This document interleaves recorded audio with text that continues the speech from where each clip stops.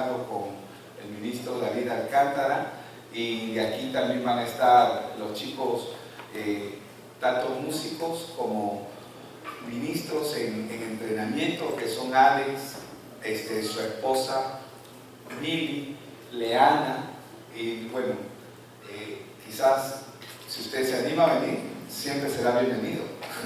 Amén. Vamos a tener un tiempo muy bueno, pero gloria a Dios, hermanos, por las cosas que Dios está haciendo. Si bien es cierto, el pastor decía algo y dijo algo muy importante: la iglesia debe tomar su posición.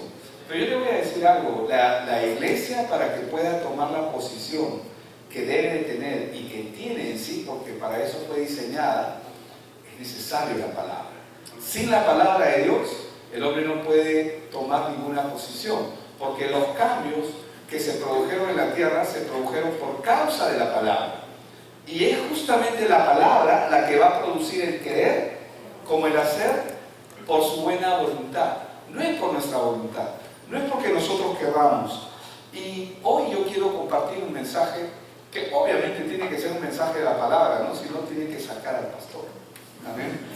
Acá, si bien es cierto, amamos mucho, yo sé que ustedes me aman y yo también los amo, me respetan mucho, yo también los respeto, pero hermanos, la palabra es nuestra prioridad en este lugar. La palabra es lo más importante que nosotros debemos de tener. Es linda la alabanza, es un tiempo donde uno puede adorar a Dios, y realmente cuando uno entiende cada palabra, cada letra que uno está cantando, uno puede saber, wow, esto es increíble. No solamente mientras cantábamos cada canción, yo le daba gracias a Dios porque cada letra representa las obras que Él ha hecho en nuestras vidas, pero que ciertamente aún muchos no alcanzan a entender. Y no alcanzan a entender, o no alcanzamos en determinado momento a entender, por causa de muchas veces de una ceguera espiritual, o también, como lo mencionó el pastor, por una religiosidad que muchas veces no nos permite ver. El sistema religioso nunca nos permite ver, porque el sistema religioso también es parte de este mundo. Cuando Cristo vino, ya había un sistema religioso y Él tuvo que romper con el sistema religioso. Porque cuando se trata de adorar al Padre, no lo vas a encontrar ni en este monte ni en aquel monte, sino que los verdaderos adoradores se levantarán, que el Padre va a levantar y que Dios está buscando, como dice en su palabra, son adoradores en espíritu y en verdad. Lo cual implica que hay adoradores en mentira y en la carne, es decir, en su humanidad. Cuando el ser humano comienza a querer amar a Dios con sus emociones, eso no es posible, es un engaño. Porque lo más corrupto que hay en el corazón del hombre, o lo más corrupto que hay en el hombre, perdón, es su propio corazón. Cuando el hombre no alcanza a entender su propio corazón. Si tú revisas cada uno de los siervos, de los hombres llamados por Dios, Dios trabajó en sus vidas para que ellos primero conozcan cómo son, quiénes son, lo capaces, lo detestables, lo terrible que puede ser cada uno de nosotros, lo que podemos hacer sin Dios. Entonces, cuando el hombre puede ver su condición, recién puede clamar a Dios. Porque si el hombre no reconoce su condición, no puede ver de qué es capaz, entonces va a vivir engañado y va a fabricar un Dios conforme a su imagen y a su propia semejanza, como fue el caso de Adán. Adán tuvo hijos conforme a su propia imagen y conforme a su propia semejanza. Pero Adán, antes de la caída, era un hijo de Dios conforme a la imagen y a la semejanza de Dios. Entonces el hombre sin Dios fabrica una deidad espiritual conforme a sus deseos, conforme a sus caprichos, conforme a sus anhelos. La mayoría de nosotros queremos que Dios resuelva nuestros problemas, porque pensamos que nuestros problemas son los problemas, pero el verdadero problema del hombre no es lo que vive. Eso es solamente la evidencia, es decir, es el fruto del árbol. Pero el problema del árbol no es el fruto es lo que solamente determina lo que el árbol es. Si da manzanas, Solamente la manzana me evidencia lo que el árbol es un manzano. Entonces, los frutos solamente son la evidencia. Los frutos nunca son el problema. Pero el hombre siempre pretende atacar el problema porque cree que el problema del hombre es lo que hace, cuando en realidad el problema que radica en el hombre no está en lo que hace, sino está en lo que es. Solamente es cuestión de tiempo para que el hombre crezca desde que nace para evidenciar su naturaleza de corrupción. Por eso es que cuando vemos a un niño crecer, ¡ay, este chiquito qué mal criado! ¿Quién le ha enseñado? Sí, que ha salido a ti, es igualito a ti, ¿no? Cuando se porta bien es igualito a mí, cuando se porta mal es igualito a ti, ¿no? Y decimos y comenzamos a decir ese tipo de cosas, pero nadie le ha enseñado, viene con una naturaleza corrupta desde su nacimiento. Lo que hay que enseñarle es hacer lo correcto. ¿Por qué hay que enseñarle eso?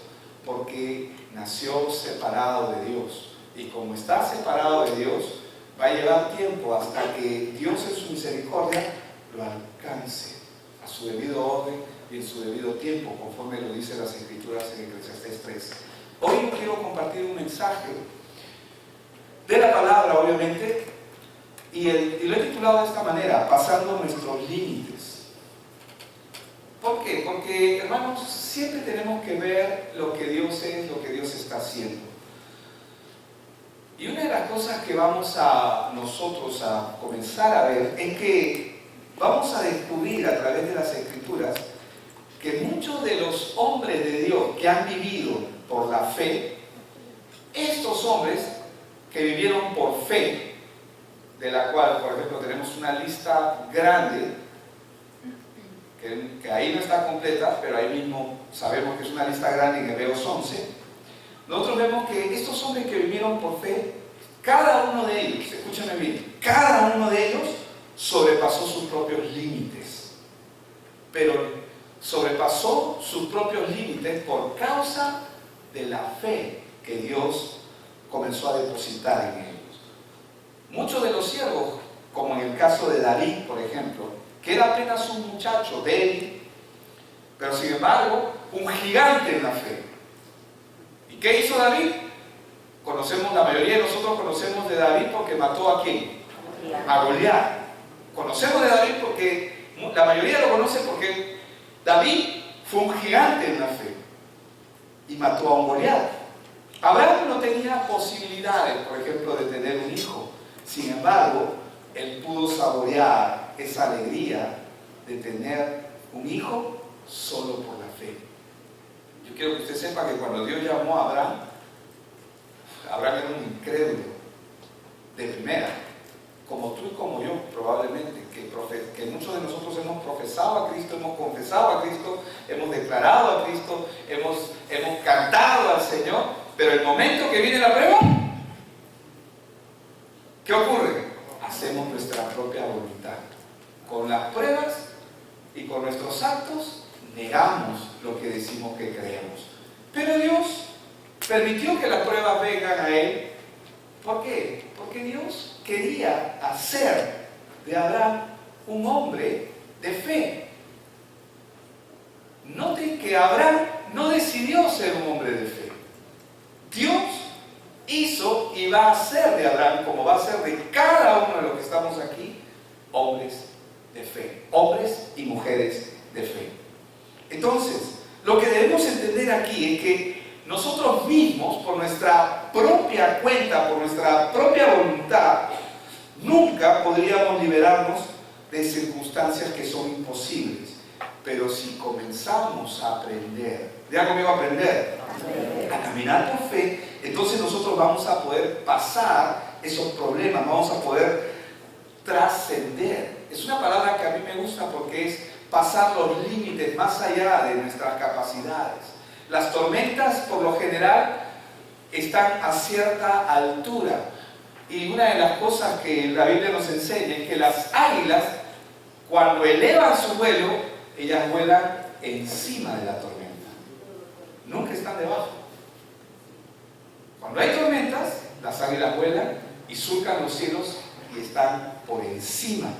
Eso es trascender. Es ir más allá de nuestros límites para poder generar y hacer lo que Dios tiene planeado para nosotros. Entonces, Dios desea, hermanos, que nosotros nos liberemos de nuestros límites. Dios quiere que hoy en día nosotros podamos salir fuera de los límites de nuestros pensamientos, porque los mayores límites que nosotros tenemos están en nuestra manera de ver y está en la manera como nosotros pensamos. Él vino justamente a establecer sus pensamientos en nosotros, y los pensamientos de Dios están escritos en su palabra. Cuando yo leo una obra, yo puedo conocer acerca del autor, porque el autor, cuando leo una obra, digamos, de literatura o una obra de alguien, yo puedo ver reflejado las características del autor en su obra, porque su obra es el reflejo de lo que él o ella podrían ser o son. Entonces Dios quiere que hoy día nosotros podamos salir fuera de nuestros límites, de nuestros pensamientos. Vamos a ver esto en la palabra, y por eso es que les he pedido que podamos ir un ratito a Génesis capítulo 1:20, aunque lo voy a leer hasta el verso 22 o 23. Dice, dijo pues, si ustedes lo tienen ahí, dijo Dios, produzcan las aguas seres vivientes, ¿y qué dice? Y aves que vuelen sobre la tierra, dice, en la abierta expansión de los cielos. Y creó Dios los grandes monstruos marinos y todo ser viviente que se mueve, que las aguas produjeron según su género, y toda ave alada según su especie. Y vio Dios que era bueno, y los bendijo diciendo, fructificad y multiplicaos, llenad las aguas en los mares, y multiplíquense las aves en la tierra. Y fue la tarde y la mañana del día quinto. Vamos a orar. Padre, yo te doy gracias por esta mañana. Permite que este tiempo, Señor, sea un tiempo tuyo y mío. Señor, que tu palabra sea un deleite para nuestra vida. Que tu palabra, Señor, no sea como normalmente muchas veces cuando estamos en muchas circunstancias y queremos leer a la volada y no entendemos nada. Que tu palabra sea un deleite para nuestra vida, pero que tu palabra pueda generar y formar aquello que mi vida necesita delante de ti para poder cumplir el plan y el propósito para el cual nos has llamado. Yo digo para el cual me has llamado, pero cada uno puede personalizarlo. Gracias en el nombre de Jesús. Amén y amén. Hermanos, ¿qué vimos en este verso que acabo de leer? Que Dios creó las aves del cielo y los peces del mar en el quinto día de la creación, ¿verdad? Ahora, las aves de los cielos, yo quiero enfocarme solamente unos instantes en las aves de los cielos, porque son como una figura y una sombra de los justos que han recibido la salvación. ¿Cómo es esto, pastor? Que las aves, ¿por qué las aves del cielo podrían simbolizar a los justos? Vamos a ver. Por ejemplo, las aves como el águila, la paloma, la gaviota y otras, nacen primeramente o vienen primeramente a este mundo en huevo, por el huevo, ¿verdad? Y desde el huevo, una vez que nacen primero en el huevo, son huevos, tienen que nacer de nuevo para poder volar. Eso implica que nacen dos veces, porque la gallina, el águila o cualquier ave bota el huevo primero, ¿verdad? Y luego ese huevo, una vez que está afuera, ese es el primer nacimiento, tiene que volver, ese huevo tiene que nacer de nuevo. No solamente le pasa esto a las aves, sino que todos los insectos que tienen alas, como la mosca, el mosquito, la mariposa, todos ellos también nacen dos veces. Dos veces. Como las crías, por ejemplo, de los mosquitos nacen de nuevo para convertirse en mosquitos. Las larvas que viven en la suciedad nacen de nuevo para convertirse en moscas. Yo detesto las moscas. Satanás es el rey de las moscas. Así lo llama la Biblia, ¿no? Aunque no es rey de nada, hermanos, él está derrotado. Pero bueno, también las crías de las cigarras nacen de nuevo para convertirse en cigarras. Es el caso también de las mariposas, que primero son gusanos. Quiere decir que todos los que pertenecen al cielo, que tienen la capacidad de volar, que tienen la capacidad de trascender, que tienen la capacidad de romper la gravedad que mantiene sujeto a los demás animales, a los seres alados, no los puede tener sujetos porque ellos tienen algo que todos los demás seres no tienen: alas. ¿Qué significa esto? Así como ellos tienen alas, Dios tiene que poner fe en el corazón del hombre. ¿Y qué es la fe? Religiosamente muchos me podrían decir: es la certeza de lo que se espera, la convicción de lo que no se ve. Porque es verdad, eso dice Hebreos 11:1. Eso es la fe. Pero la fe no es otra cosa que poner nuestra mirada y nuestra confianza plena en Dios. En Juan 3:7, el Señor Jesucristo nos dijo lo siguiente: no te maravilles de que te dije, os es necesario nacer de nuevo. Entonces hemos visto que las aves del cielo, hemos visto que los seres que son alados, como los mosquitos, las moscas, las mariposas, que pueblan los cielos, que surcan los aires, tienen que nacer 2 veces. De la misma forma, para que el hombre o el humano nacido en la tierra pueda pertenecer al cielo, no solamente para trascender o surcar sus problemas, sino para que ellos puedan pertenecer al cielo, tienen que nacer de nuevo por medio de Cristo. Es necesario, Jesús lo dijo en Juan 3:7, es necesario nacer de nuevo. Dios, a través de la creación, de las cosas que Él ha creado, nos está mostrando que el ser humano no puede conocer el reino de los cielos a no ser de que nazca de nuevo. Para que el hombre conozca el reino de los cielos, para que el hombre conozca a Dios, para que el hombre pueda ver a Dios, necesita nacer de nuevo. Es importante. Dios ha creado las aves del cielo en el 5º día, y es muy interesante si nosotros observamos de alguna manera los números, ¿no? Y a mí no me gusta mucho el tema de la numerología, pero ciertamente hay cierto significado en muchos números. Todos los números que aparecen en la escritura tienen un significado. Por ejemplo, 2 es el número de testimonio. ¿Por qué 2? Antiguo Testamento y Nuevo Testamento. ¿Cuántos libros son? 2. 2 siempre son los ángeles que normalmente vienen. 2 normalmente son los ángeles que vienen a recoger cuando una persona se va. 2, por ejemplo, es el número que el Señor Jesús vaya de 2 en 2 cuando los mandó a ser discípulos. ¿Para qué? Para que si uno se desanime, el otro lo pueda levantar en el camino. Pero no quiero meterme ahí mucho tiempo, sino solamente quiero mostrar algunos significados. Por ejemplo, el número 3 significa que Dios mismo es Padre, es Hijo y es Espíritu Santo. Los 3 son uno. El 4, para muchos, podría significar el sufrimiento, la prueba y el proceso. El número 4, ¿por qué? Porque la Escritura nos muestra siempre que el número 4 tiene relación con el sufrimiento, con el corazón probado y el proceso que todo hijo de Dios debe pasar, como en el caso de Jesucristo, que ayunó 40 días, el pueblo de Israel en el desierto, 40 años, ¿no? El número 4 involucrado ahí. El número 5, ¿a quién le gusta tener su mano completa? Gloria a Dios, no, el número 5. Pero el número 5 de alguna manera representa la gracia inmerecida de Dios. La gracia de Dios. Y el número 6 representa al hombre. No solamente porque el hombre fue creado en el 6º día, sino que el número de hombre, la Biblia lo menciona como el 6. Ahora, la gracia que Dios da es una gracia gratuita, donde no hay esfuerzo.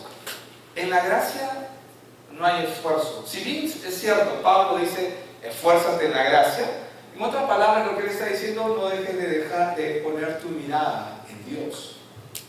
Cuando nosotros vemos un pasaje, en el caso de la mujer que fue encontrada en el mismo acto de adulterio, ¿se acuerdan? Y cuando el Señor Jesús le hace la pregunta, mujer, ¿dónde están los que te condenan? ¿Y qué le dijo él? Ella, perdón, ¿qué es lo que me responde? Señor, ninguno hay. Y el Señor agarra y ¿qué le dice? Yo tampoco te condeno, le dice. Ve y no peques más. Un ratito. Si yo entiendo por pecado todo lo que es la transgresión de la ley, a los 5 minutos de haber salido de esa reunión con el Señor Jesús, hubiera pecado. Es más, he pecado a los 5 minutos, a los 10 minutos, a los 20 minutos. Entonces, ¿Dios le está pidiendo algo imposible?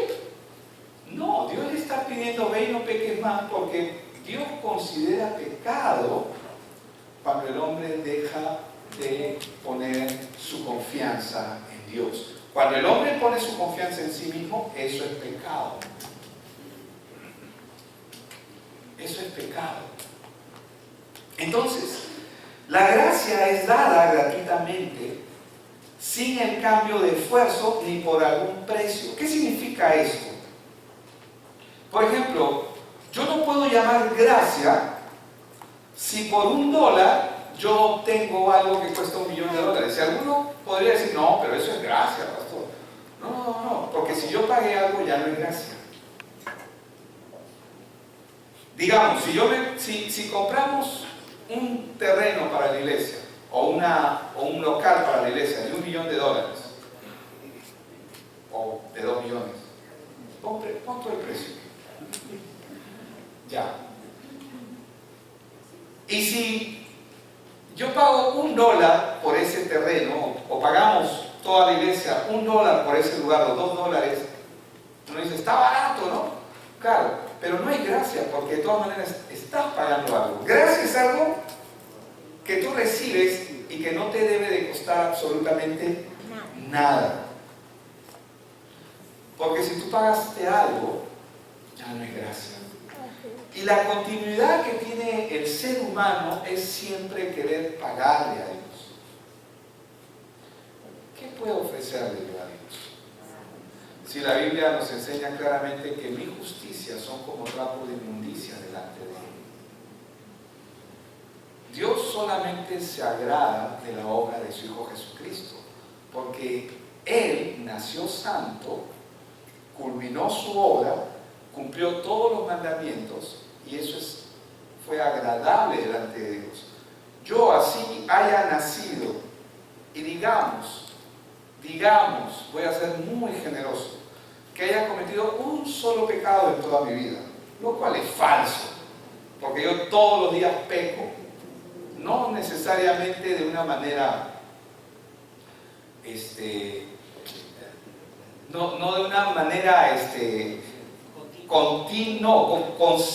consciente, ¿no? Pero lo hacemos. Entonces, digamos que por ese solo pecado que yo cometí, automáticamente me hago merecedor del castigo eterno, que es la separación del hombre de Dios. Eso es el infierno. Y hay un lugar de tormento donde va a estar Satanás, los ángeles que se rebelaron contra Dios, pero también van a estar aquellos hombres que son descendencia espiritual de Satanás.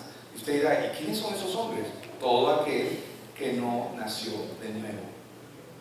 ¿Por qué? Porque en el mismo momento en que el hombre pecó, se separó de Dios y nació para el reino de su nuevo padre, que se llama Satanás. Por eso es que cuando Jesús en Juan 8:44 le habla al hombre, le dice, vosotros sois de vuestro padre el diablo, y los deseos de vuestro padre queréis hacer. Jesús no nos está insultando, les está diciendo una verdad real en sus vidas.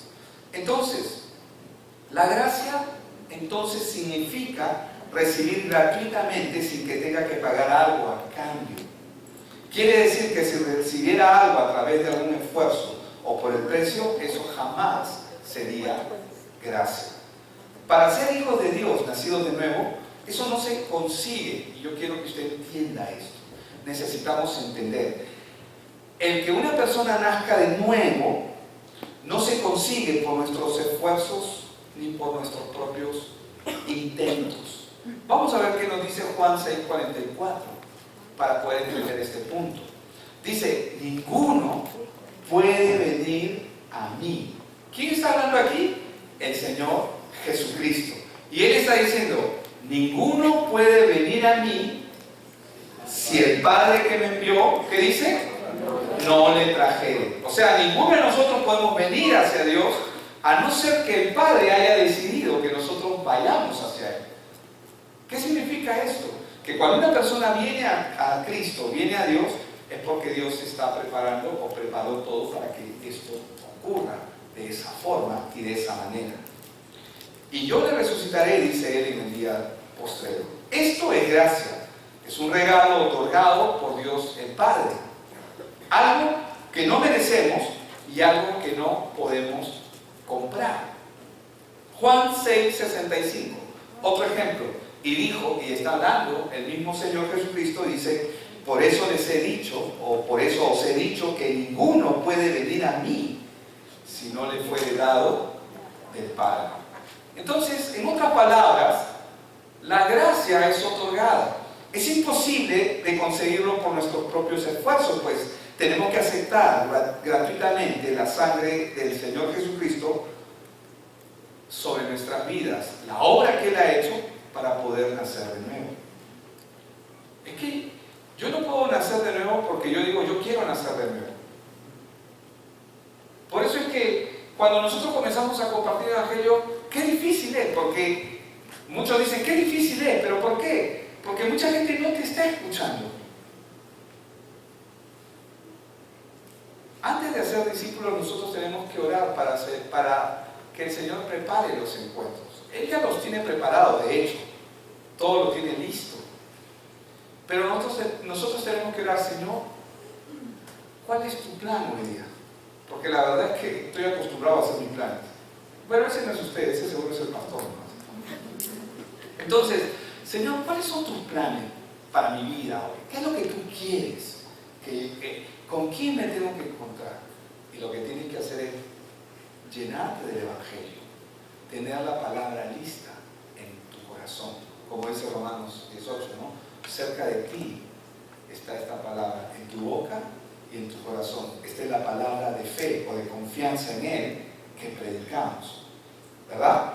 Entonces, Dios ha creado, hermano, las aves del cielo en el quinto día para mostrarnos, enseñarnos que nacer de nuevo no se consigue por nuestro esfuerzo, sino que es otorgada gratuitamente por la gracia que Dios ha dado. Ahora, veamos, los animales, ustedes saben que fueron creados en el sexto día, al igual que el hombre. Los animales de la tierra, creados en el día 6, nos muestran que los animales y los humanos, separados de Dios, no lo digo por el hombre separado de Dios, viven buscando su propia ambición, su propio deseo, los deseos de su carne. Un animal cuando se levanta en la mañana, ¿qué hace? ¿El animal te mira? ¿Está mirando hacia arriba? No. Los animales por lo general están con su rostro o con su cabeza mirando hacia la tierra. ¿Qué están buscando? Comida. Porque se mueven por instinto, ¿verdad? Y los animales lo único que hacen es buscan su alimento, están cómodos donde quieren sentirse cómodos, dependiendo de qué animal sea, ¿no? ¿Qué dice el Salmo 49:20?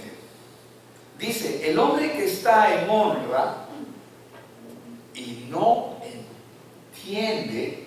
¿Por qué dice el hombre que está en honra? Porque Dios ha dado su evangelio para salvación del mundo, para la salvación del hombre. El hombre que está en honra y no entiende, semejante es a ¿quién? A las bestias que perecen, es decir, a las bestias que van a ser. Porque los animales, yo no sé, yo no he visto eso en la Biblia, ¿no? Pero yo sí he escuchado a algunos pastores que yo sí quisiera, dicen que yo creo, dicen, ¿no? Así, yo creo, no quieren creer por ello, yo creo que vamos a tener gatitos, perritos en el cielo, ¿no? Porque aman a sus perritos y a sus gatitos. Y con esto no quiero ser muy cuidadoso con el respeto de cada uno. Pero la Biblia no nos enseña eso. Pero sí vemos que hay caballos, ¿no? O sea, puede ser algo de cierto, hay caballos, ¿no? No sabemos, pero la Biblia no nos enfoca en ello, ¿verdad? Sino se enfoca en la salvación del hombre.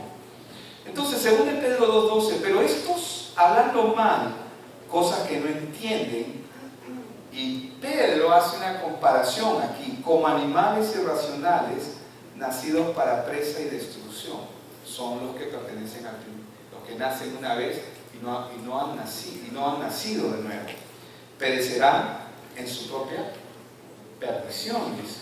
¿Sí me está siguiendo, verdad? Entonces, el hombre no puede ver ni entender el reino de Dios si no nace dos veces. Es necesario nacer de nuevo, porque el nacer de nuevo nos habilita, y también es la legalidad que el hombre necesita para pertenecer al reino de los cielos. Eclesiastés capítulo 3, versos 18 y 19, permítame ir ahí juntos. Dije en mi corazón, dice Salomón, aquí es el que está escribiendo inspirado por Dios, es así por causa de los hijos de los hombres, para que Dios los pruebe. ¿Qué es lo que ha antecedido? Lo que ha antecedido es que todo tiene su tiempo debajo del cielo, cada cosa, todo lo que se quiere debajo del cielo tiene su hora. Hay tiempo de reír, tiempo de llorar, tiempo de sembrar, tiempo de cosechar. Es necesario que el hombre viva. Es necesario que el hombre experimente lo que es la alegría, lo que es la tristeza. Es necesario que el hombre experimente lo que es la muerte, lo que es la desesperación, o sea, la pérdida de alguien, la pérdida de algo. Es necesario que el hombre sea estafado, es necesario que el hombre, algunos se sacan la lotería, es necesario que el hombre viva. No sé si me dejo entender. El hombre tiene que vivir, porque si el hombre no vive, no puede apreciar a Dios. Porque en el caminar de nuestra vida nosotros llegamos a entender, ya para los que tenemos cierta edad, jovencitos como yo, ya para cierta edad nosotros comenzamos a darnos cuenta que las cosas materiales no sirven. Es más, muchos de los logros sabemos que se van a quedar aquí en la tierra. Tú no vas a ver a nadie diciendo antes de morir, pásame mi copa por favor, o pásame mi diploma, ese que sí, no, el del colegio, sí, el del colegio, el de la universidad, el de la maestría, el PhD. No vas a encontrar a nadie haciendo eso. Vas a encontrar gente que llámame a fulano y llámame a mengano, porque es lo más importante que nos vamos a llevar de este mundo. ¿No es así? Entonces, dije en mi corazón, dice él, porque antes de esto, en el verso 14, Salomón se da cuenta de algo, que sus planes no han servido para nada. Y él dice, he entendido, dice en el verso 14, que los planes de Dios son perpetuos. Mejor hacer lo que Dios me ha llamado a hacer, en vez de hacer mis cosas. ¿Y qué significa eso? Que necesitamos todo el tiempo buscar guianza para ver qué es lo que Dios quiere hacer. Para no caer en los que dicen, pero Señor, yo hice esto en tu nombre dice aquello, eché fuera demonios, sané enfermos, hice milagros. Y él dice, nunca los conocí. No está diciendo, estuvieron conmigo un rato y luego se fueron, estuvieron 2 años y luego se perdieron. Él dice, nunca. ¿Qué hicieron estos hombres? Hacían su propia voluntad. Entonces dice, es así por causa de los hijos de los hombres, verso 18, para que Dios, ¿qué dice? Los pruebe, y para que vean que ellos mismos son semejantes a las bestias. Porque lo que sucede a los hijos de los hombres y lo que sucede a las bestias, ¿qué dice? Un mismo suceso es. ¿De qué está hablando? De la muerte. Como mueren los unos, así mueren los otros. Y una misma respiración tienen todos. Ni tiene más el hombre que la bestia.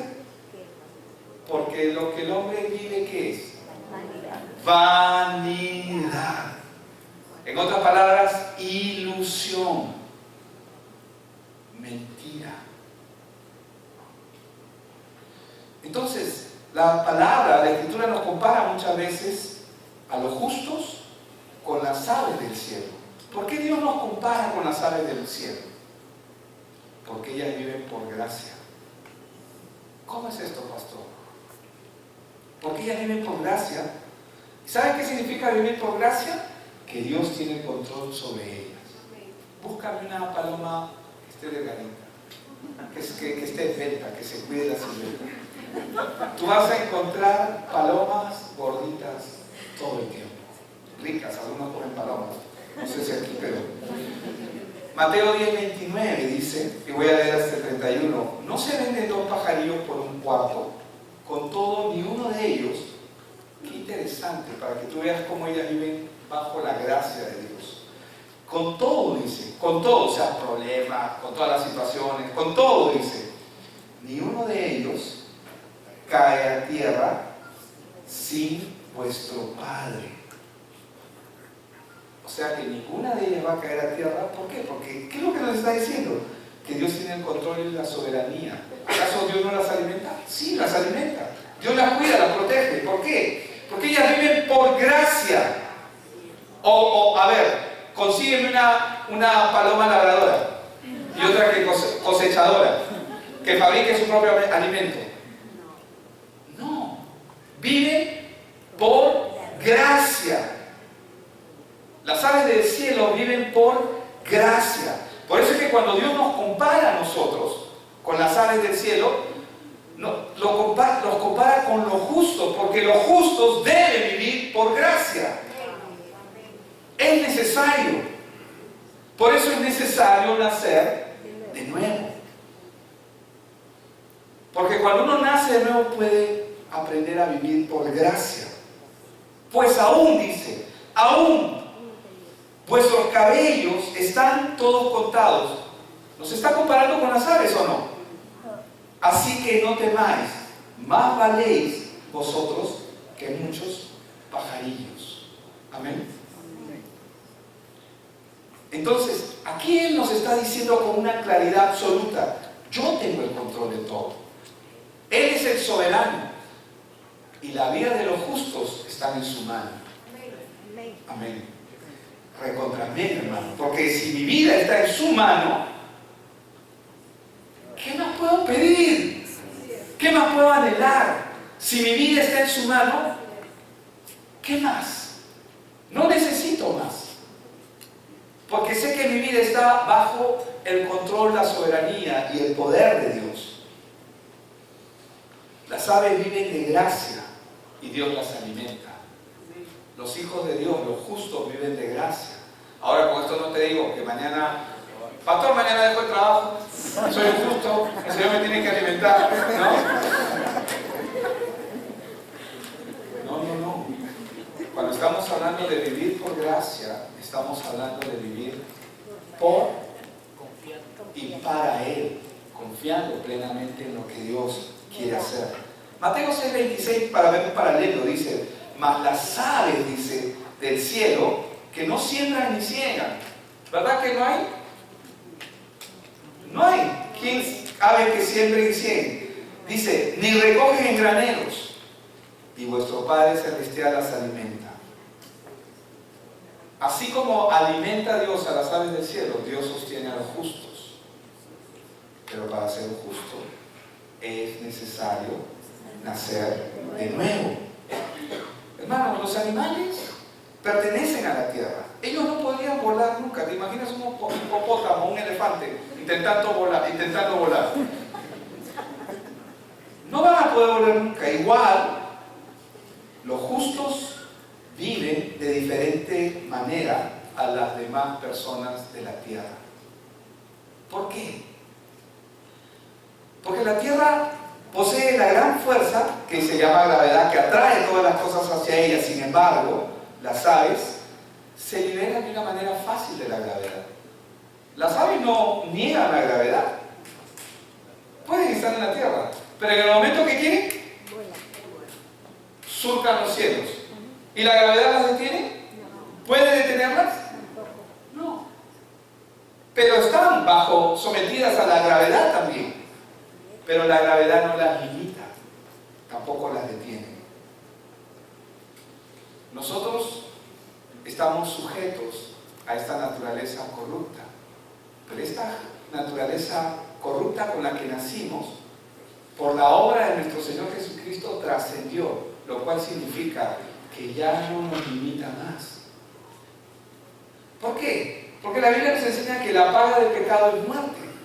Y la muerte es la consecuencia de la transgresión de la ley, de la transgresión del pecado. Pero como Cristo pagó el pecado por mi vida, yo ya no tengo que ser enjuiciado por tal cosa. Mi condena ya fue dada. El día que yo me presente delante de Dios, yo no me voy a presentar porque Billy Soberón es Billy Soberón, no. Yo me voy a presentar por la gracia y la obra. El Señor Jesús estará delante mío. Señor, Él también creyó. Señor, Él nos va a presentar delante del Padre. Entonces, igualmente, las personas que no nacieron o que no nacen de nuevo, no van a poder liberarse de las tentaciones de este mundo que están atrayéndolos o que los mantienen sujetos. Lo mismo que los animales de la tierra no pueden resistir contra la gravedad de esta tierra y por eso no vuelan, tampoco las personas que no han nacido de nuevo tienen la fuerza para resistir contra las seducciones de los pecados que los mantienen dominados. Por eso es que cuando yo me siento con una persona que y estoy discipulando, la pregunta que le hago es: ¿estás leyendo la palabra? Porque tenemos que leer, hermanos. Dios me tiene que hablar a través de la palabra. No me digas que ya lo leíste, que ya lo sabes. Porque, ¿o cuántos comieron la semana pasada y de hace una semana no comen? ¿Hay alguien aquí que no haya comido? Algunos están esperando ya el almuerzo, probablemente. Y hermano, por esa razón mucha gente está hoy sufriendo. ¿Por qué? Porque están atrapados en sus pecados, están como el elefante que intenta volar y se frustra porque no puede. Y no va a volar, porque no puede. Y comienzan a buscar respuestas. De la misma manera, una persona que quiere trascender necesita nacer de nuevo. Las aves del cielo poseen alas y vuelan libremente a través de sus alas, porque es lo que Dios les ha otorgado. Aunque la gravedad de la tierra pueda ser fuerte, ellas vuelan. La gravedad no las detiene. Igualmente los justos tienen las alas de la fe para subir en lo alto y presentarse delante de la presencia de Dios y decir: Señor, dice la palabra que podemos entrar con acción de gracias directamente a su presencia. Eso es lo que marca la diferencia entre el nacido de nuevo y el no nacido, sin contar todo lo demás, ¿verdad? Cuando José, el que fue el segundo del faraón, la Biblia también lo llama el padre de Faraón, porque Faraón lo consideró como un padre, y eso está en Génesis. Si no me crees, léelo. Cuando José era siervo de Potifar y fue seducido por la esposa de Potifar, ¿sabes por qué José no cayó en aquella seducción? No porque José sea un Superman. Él no era un Superman, hermanos. El motivo de poder resistir aquella seducción no fue por la capacidad de José, ni tampoco fue por su propio esfuerzo, sino por la fe que él había recibido en Dios. La fe que lo capacitó a tener una comunión con Dios, que él dijo: yo no voy a dejar esta comunión por esto. No importa si me voy a la cárcel, no importa. Y prefirió salir corriendo. Es esa fe la que le da al hombre la capacidad de superar el pecado. Pero ¿cómo me puede dar a mí la fe la capacidad de superar el pecado? De superar nuestras propias circunstancias, nuestras adversidades, cuando nos postramos delante de Él. Porque la fe es poner nuestra confianza en Dios. Y cuando nosotros nos arrodillamos, nos quebrantamos y le decimos: Señor, heme aquí, tú me conoces. Y agarras y comienzas a leer la palabra, comienzas a leer. Hermano, Dios te va a hablar. No esperes que Dios, hijo mío, levántate. Hoy y ves una luz.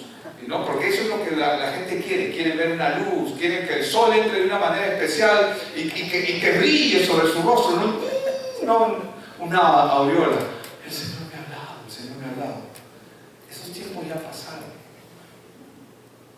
La forma en que Dios habla es a través de su palabra. La fe significa el poder de realizar alguna cosa que es imposible de hacerlo por un hombre carnal. José no era diferente a nosotros, los hombres. Tenía los mismos problemas que cada uno de nosotros tenemos, pero la diferencia que él tenía es que él podía trascender porque su mirada estaba puesta en Dios, no en él. Si su mirada hubiera estado puesta en él, me preocupo de cómo tengo que ir, qué tengo que hacer, me preocupo de mi carne, me preocupo de suplir mis necesidades. Pero como su mirada está puesta en Dios, no tiene tiempo de mirarse a sí mismo. El hombre que es carnal se deprime y se desespera cuando llega a su límite. Por eso es que mucha gente se suicida. ¿Por qué? Porque ya no tienen límites, o sea, ya no saben qué hacer, no saben cómo resolver su situación. Necesitan nacer de nuevo, pero para nacer de nuevo necesitan oír, y el oír de la palabra, porque solo la palabra produce el nuevo nacimiento, como lo dice en 1 de Pedro 1:20, creo que es, o 1:22, 23, donde dice que renacemos por medio de la palabra. Pero una persona que ha nacido de nuevo tiene algo maravilloso que Dios le ha otorgado, que se llama fe, y por medio de ella puede trascender. Podemos volar. Un ave no puede volar encima de las tormentas, pero el águila sí puede. ¿Cuántos somos como águilas? ¿Ustedes han escuchado del ave fénix? El ave fénix es un ave que se renueva. No voy a hablar de ello ahora, pero los animales del campo, hermanos, apenas corren, pero las aves del cielo que poseen las alas pueden volar y llegar a sitios donde nadie más podría llegar. También las personas que tienen fe van a poder saltar alto y van a poder superar sus límites, porque los límites del hombre están en su humanidad, pero en Dios no hay límites. Por eso es tan importante conectarnos con los planes de Dios. El corazón nuestro, hermanos, es sucio y es débil. Por eso, por nosotros mismos, nosotros no podemos resistir ante las tentaciones de este mundo. Sin embargo, cuando recibes la fe otorgada por Dios a los nuevos nacidos, estos hombres y mujeres pueden realizar cosas magníficas, maravillosas, fuera del alcance de sus límites. Ellos las hacen por la fe y no por sus capacidades. No pueden hacerlo por sus propios esfuerzos. Lo hacen porque han comprendido que Dios está con ellos. José comprendió que Dios estaba con él. Por eso es que vamos a ver muchos escritos: si Dios conmigo, ¿quién contra mí? Eso no lo dice en tono de arrogancia ni de altivez, aunque podría sonar así. Lo dice porque es una verdad. Si Dios conmigo, ¿quién contra mí? ¿Qué es lo peor que nos puede pasar? La muerte. ¿Y qué es la muerte para un creyente? Ganancia.